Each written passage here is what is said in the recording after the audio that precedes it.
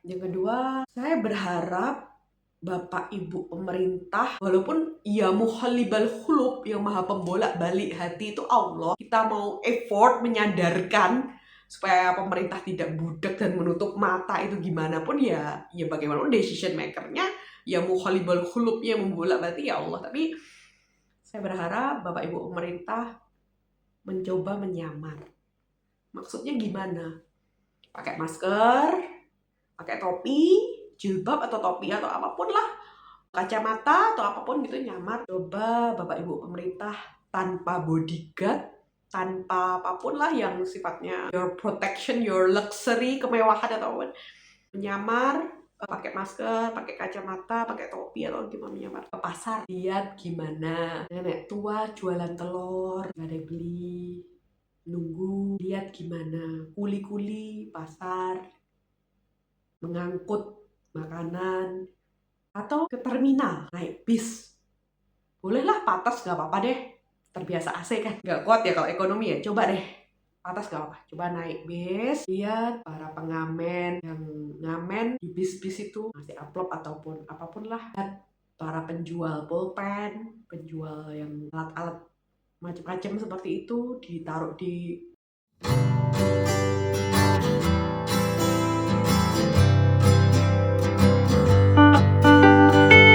Halo teman jiwa, jumpa lagi dengan Jiwa Berdaya Podcast yang berkomitmen untuk memberikan kasih dan penguatan yang memberdayakan jiwa.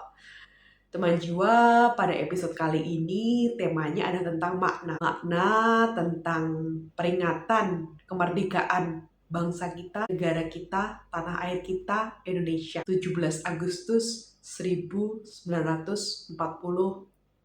Semoga saya nggak emosional ya, nangis atau apa, karena ini cukup dalam maknanya bagi saya, karena ya tidak hanya saya ya, kita semua mencintai Indonesia. Nasionalisme saya mendidih itu pertama kali saat saya membaca novel tetralogi Buru, terutama pada Bumi Manusia, Pramudia Anantatur. Bumi Manusia, Jejak Langkah, Anak Semua Bangsa, Rumah Kaca itu sangat menyentuh ya, dimana itu perjuangan sekali ya. Kemerdekaan ini we earn it, bukan hadiah, bukan pemberian, bukan donasi, tapi we earn it. Kita mendapatkannya dengan perjuangan kita, pahlawan-pahlawan kita, dengan darah, dengan keringat, dengan nyawa. Harga yang dibayar untuk kemerdekaan ini mahal sekali, teman-teman. Ya semua tahu itu, tapi banyak yang lupa dan mungkin tidak menjiwai kata merdeka. Karena kata merdeka itu kata yang sangat powerful dan dalam. Saat saya masa orientasi S2 di salah satu kampus PTN, salah satu prominent university in Indonesia, di Sleman. Saat kami orientasi, kami ada malam pengenalan, malam dan sebagainya. Saat itu saya membaca puisi. Puisinya adalah tentang Indonesia. Saya lupa isi puisinya karena sudah lama sekali ya, sekitar 9 tahun yang lalu. Yang pasti intinya adalah kenapa kita dilahirkan di Indonesia, tidak di Inggris yang penuh dengan kemajuan, dengan kemodernan, dengan melimpah modernitas, kekayaan dan sebagainya. Kenapa juga tidak di Ethiopia, di Zimbabwe dan sebagainya, yang mungkin ada kekurangan-kekurangan sumber daya dan seperti itu. Itu karena Tuhan yakin kita bisa berbuat sesuatu untuk Indonesia, mengkontribusikan sesuatu, apapun itu sesuai dengan kapasitas kita masing-masing. Nah, teman jiwa, saya beberapa tahun lalu saat S1 diberi buku oleh dosen saya, Bu dosen saya memberi buku berjudul Pencerahan Dalam Perjalanan dari Bapak Gede Prama, seorang pemangku agama Hindu dan tokoh public speaker, saintis dan sebagainya. Bapak Gede Prama dalam suatu bab menyampaikan pembahasan tentang pemimpin, the real leader, pemimpin yang sesungguhnya. Bapak Gede Prama menyampaikan pemimpin yang sesungguhnya itu gabungan antara dua hal, yaitu Brahmana dan Satria. Kenapa Brahmana? Brahmana kita tahu, Brahmana adalah kasta tertinggi dalam agama Hindu. Ini correct me if I'm wrong ya, bagi teman-teman Hindu dan sebagainya, silahkan di kolom komentar, correct me if I'm wrong. Brahmana adalah kasta tertinggi dalam agama Hindu, Di mana itu tinggi, paling tinggi bukan karena harta, bukan karena jabatan atau posisi, tapi karena kemuliaan, karena nobility, karena kemuliaan, karena karakter, karena kesucian. Kok dalam bahasa Islami itu akul karimah, karakter yang mulia, karakter yang baik, karakter yang suci, seperti itu. Itulah keunggulan Brahmana. Bapak Gede Prama menyampaikan bahwa pemimpin itu antara Brahmana dan Satria. Satria itu apa? Satria itu berani. Berani berperang, berani berjuang, berani mengabdi, berdedikasi. Dan kita tahu bahwa Satria itu hero. Satria itu pahlawan. Seperti itu. Bapak Gede Prama dalam buku beliau menyampaikan Brahmana itu memiliki ciri khas utama yang dalam bahasa Jawa disebut suwung. Suwung itu apa? Suwung itu kosong, sunyi. Maksudnya bagaimana? Maksud Bapak Gede Prama di sini, pemimpin itu kosong dari nafsu duniawi. Jadi pemimpin itu seharusnya memimpin dengan visi mulia, dengan visi tulus, murni, niat yang lurus. Tidak ada keakuan, tidak ada kepentingan, tidak ada haus harta, tidak ada haus kekuasaan, materi, korupsi, tidak ada ambisi-ambisi duniawi yang memenuhi nafsu diri kediriannya. Itulah makna dari kata suwung atau sunyi atau kosong yang dimiliki para Brahmana. Seperti itu teman-teman. Lalu Satria. Satria itu apa? Satria dalam buku pencerahan dalam perjalanan dari Bapak Gede Prama itu yang berjuang, yang berdedikasi, yang tidak menyerah, yang tegas saat mengambil keputusan, tidak ragu-ragu, tidak galau, tidak pelin-pelan, tidak bohong. Jadi Satria itu mantep, punya sikap, punya pendirian, punya alasan behind the decision. Alasan di balik suatu keputusan itu dia punya alasan kuat dan kausalitas di situ, sebab akibat.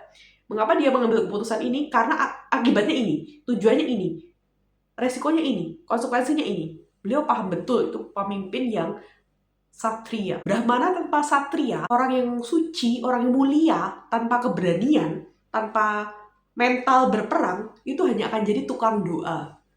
Hanya akan jadi, kalau bahasa istilah Bapak Gede Prama itu tukang doa. Tapi kalau satria tanpa Brahmana, dia akan menjadi tukang perang yang semrawut. Jadi serang sini, serang sana, serang sini, serang sana, tanpa tujuan yang lurus dan juga stabil dan juga targetis, visioner, punya goal yang jelas, tujuan yang jelas, arah yang jelas, seperti itu. Nah ini mulai sentimental nih. Bapak Ibu pemerintah, Bapak DPR, MPR, gubernur, wali kota, bupati, pejabat lah. Jenengan kan terbiasa hidup mewah ya. Mercy, penthouse, rumah mewah, mobil mewah, atau apapun lah seperti itu. Coba tanya niat jadi politikus, niat memimpin itu apakah kemewahan itu ataukah memang ingin berkontribusi, ingin do something. Monggo refleksi. Karena bagaimanapun ya sorry to say ya, kemewahan itu dibayar oleh pajak kami kan.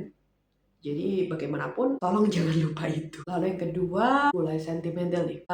Yang kedua, saya berharap Bapak Ibu pemerintah, walaupun ya muhallibal khulub, yang maha pembolak balik hati itu Allah, kita mau effort menyadarkan supaya pemerintah tidak budak dan menutup mata itu gimana pun ya bagaimanapun decision makernya ya muhallibal khulubnya, membolak balik ya Allah. Tapi saya berharap Bapak Ibu pemerintah mencoba menyamar.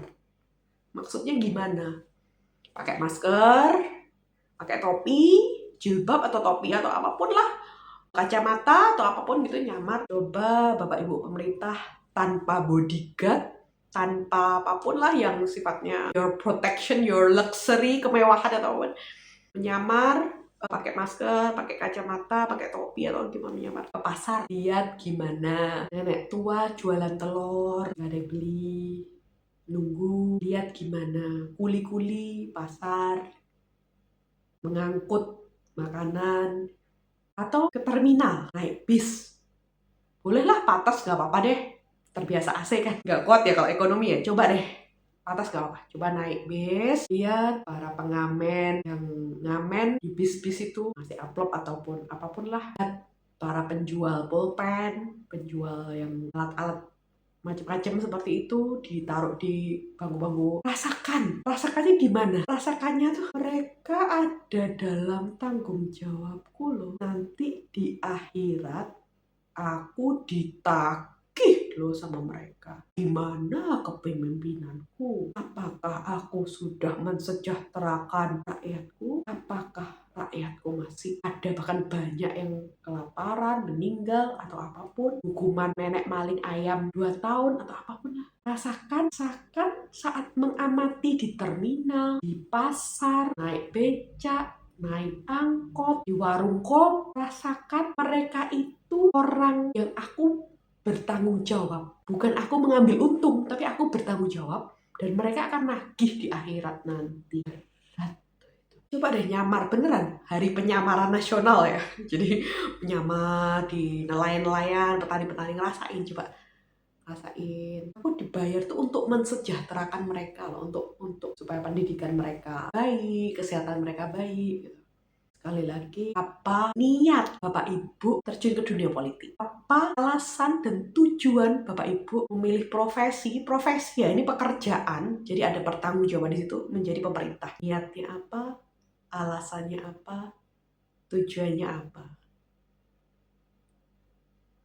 Salam bertumbuh dan berdaya, salam teman jiwamu. Wassalamualaikum warahmatullahi wabarakatuh. Selamat ulang tahun bangsaku, negaraku, bangsa kita, negara kita, tanah air kita, Indonesia.